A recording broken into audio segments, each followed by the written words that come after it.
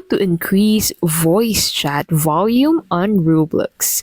In this video, I'll show you how to increase voice chat volume on Roblox. So to get started, go ahead and open Roblox into your device and then select a game where you want to join and use the voice chat feature.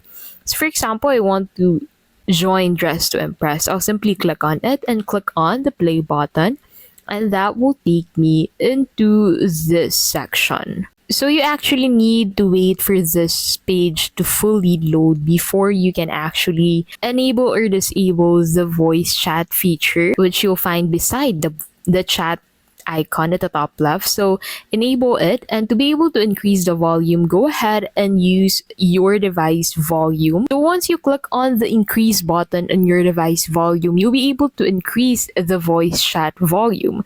But if you click on the decrease button, you'll be able to decrease the volume. So that is how you can basically increase voice chat volume on Roblox.